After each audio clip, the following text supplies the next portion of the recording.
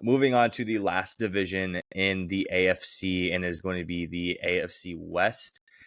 Starting off with the Denver Broncos, I'm giving them a C. You lose Jerry Jeudy, Lloyd Cushenberry, Josie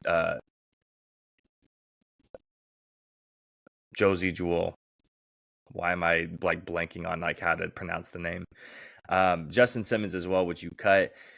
You do gain John Franklin Myers, Brandon Jones, and a safety, Bo Nix, and Troy Franklin as well, who I think are going to, once again, make an immediate impact on this team. So a little bit better at quarterback because Russell Wilson clearly wasn't going to work out over there. Worse at wide receiver, worse at center, a little bit better on the edge with the addition of John Franklin Myers. And that's not because he's so good. That's just because your edge room is just that poor. Linebackers get a little bit worse, and your safety room does get a little bit worse, even with the addition of Brandon Jones, who I think is going to be a pretty good player. But the problem is you paid him a lot of money. So I gave him a C. Yeah, I actually gave him a B-. Getting off of Russell Wilson is worth an A+ just entirely for me. And then you bring in Bo Nix, you bring in Sean Payton's quarterback of the future. Jerry Jeudy never did shit for you. You move off of him. This seems like a Denver, Broncos went out and they said, "Hey, we're going to go to a yoga class. We're going to cleanse the palate. We're going to stretch some things out. We're going to get rid of all the bad juju and the bad spirits in this building, and we're just going to turn Russell Wilson's office that he has into a broom closet.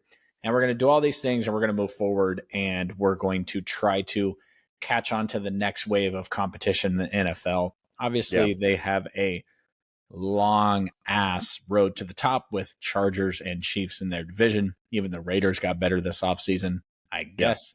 So there wasn't much they could do, but suffering under that Russell Wilson's contract for another couple of years didn't make any sense. So they ripped the Band-Aid off, they move forward. And the thing about it is Broncos, they gave them their fan base something to be excited about, right? Like they made a couple of moves. There's something you could root for. Bo Nix having a good start to his season, et cetera, et cetera. So it was a B- for me, just simply moving off of that albatross of a contract and making the decision that they needed to make, because that's a lot of money. That's a lot of money. You got to go to your owner and be like, "Yo, we got to get rid of this guy. You got to convince him. You got to have the balls to do it." And you did, because those kind of moves get people fired. Yeah, no, absolutely. Next is your dad's favorite team, the LA Chargers, San Diego Chargers. San Diego Chargers. Yeah. You want to go ahead and take this one? Yeah, LA was an interesting offseason. I mean, I give it an A just for them hiring John Harbaugh. I am taking that into consideration here. The Chargers have never spent more than $1 on anything. They had one of the worst. They had one of the worst medical staffs in the history of the NFL. Stabbed poor Tyrod Taylor in the lung, which caused Justin Herbert to start, and that's how they found out they had a superstar quarterback. Keenan Allen gone, Mike Williams gone, Austin Eckler gone, Eric Kendricks gone, and then you save yourself Joey Bosa and Khalil Mack. I guess that's okay. I love Joe Alt. I love Lad McConkey, obviously. Junior Colson, John Harbaugh. I think that they did everything they could considering their cap space, but you and I had a talk. We had talked a lot about in the offseason, just talked about what are the Chargers going to be able to do? What can they do? What can they do? They can't do anything. They're going to have to get rid of all these guys. They kept their two defensive starters, added Ladd, which is cool. Joe Alt is, next level at the tackle position. So it's really not an A. I was just joking. I'm going to go a B- here just because they didn't give Justin Herbert anything to take the next step forward with, and they're wasting years of his career, which sucks. But there was only so much they can do. And frankly, what they did, I like better than what the Bills did. And the Bills and the Chargers are kind of in the same position here. So. Yeah, no, I definitely agree. They're a step down from the Miami Dolphins, who I think is in the same vein, but they are definitely a much bigger step up than the Buffalo Bills. But I was just a touch lower than you were, and I'm giving them a C+. Yes, I love the additions that they made in Alt and McConkey, Junior Colson. They get their linebacker, obviously, and I think Cam Hart's going to make a big splash on this team, that their cornerback room is kind of weak outside of their number one. But yeah, the key losses is a lot on the offense, which hurts Justin Herbert, who's your star quarterback, who's supposed to be the face. And I know that we should trust Harbaugh as much as possible, but this isn't JJ fucking McCarthy. Okay, this is Justin fucking Herbert. This is, what are we doing here? This is a guy that you build around. You don't take pieces away so you can run the fucking football. This isn't Michigan.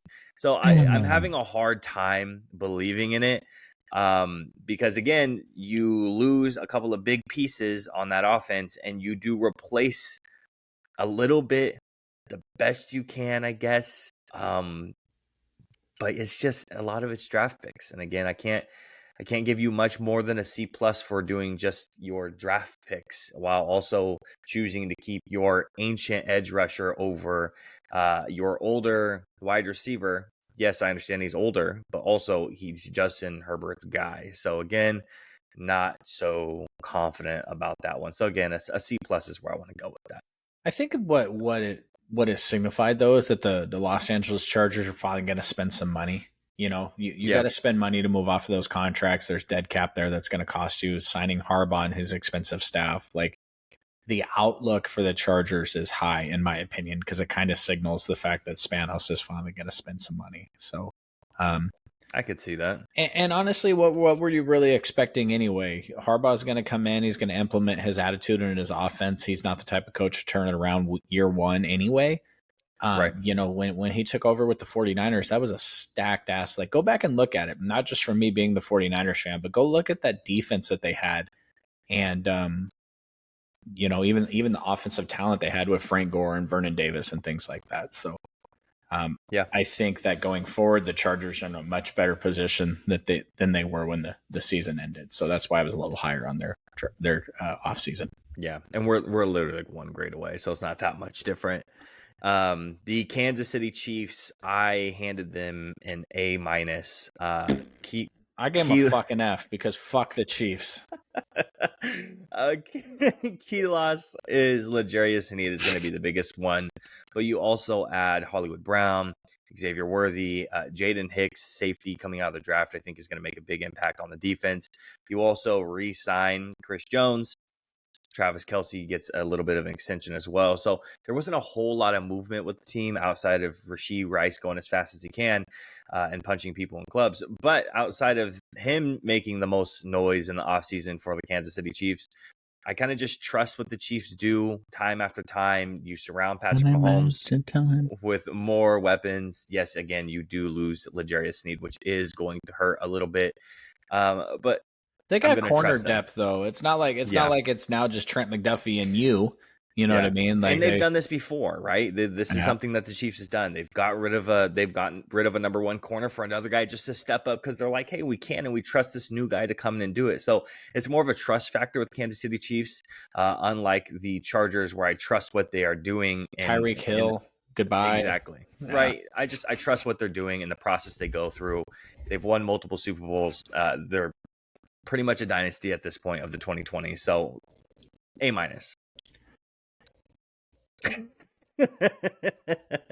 Honestly, the thing is like on its face, I'm not super impressed with Xavier Worthy, but when you put him on the Chiefs, it's like, God damn, they're only going to ask him to do one thing. Their quarterback's got a freaking cannon. He's probably going to go for 5 or 6 touchdowns this year. They're going to be like 60 or 70 yard tutties. So, you know, they bring back Travis Kelce on an extension, Chris Jones, et cetera, et cetera. They lost Willie Gay.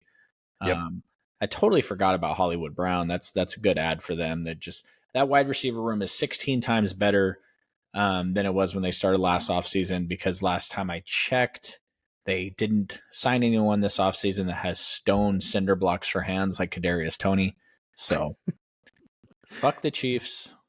I'm not even giving them a grade. You want to take the Las Vegas Raiders then? Your next favorite team? I don't know what to do with the Raiders here because I don't know what they're doing with the quarterback position.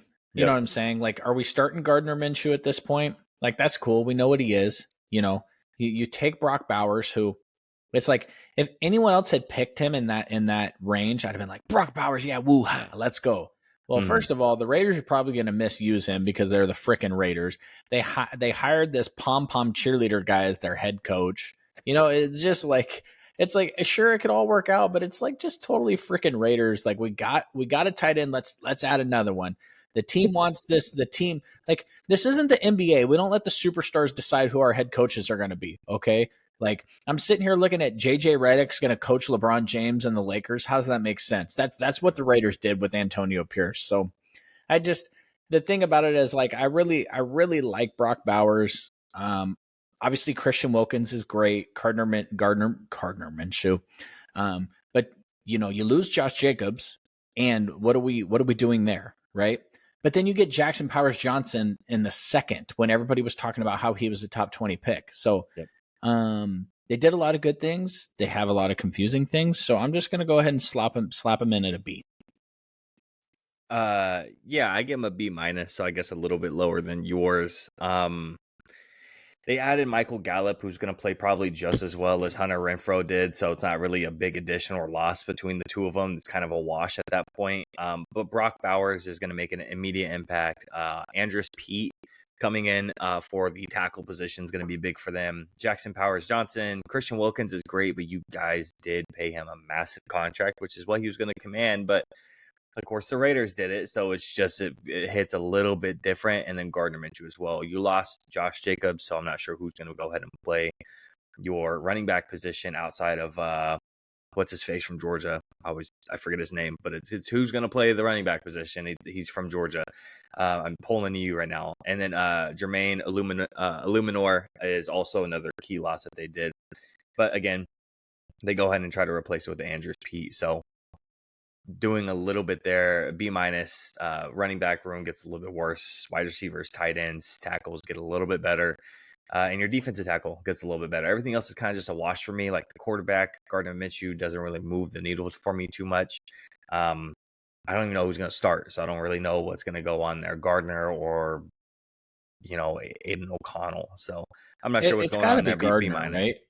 Probably you paid him the money to, so and you kind of already seen what Aiden O'Connell can do, and you've seen what Gardner Minshew can do at this point. You're probably starting Gardner Minshew to try to make it second place in this division, which isn't going to be too terribly hard, I imagine, unless the Chargers come out swinging. That's the only thing I could really say, because the Broncos aren't going to be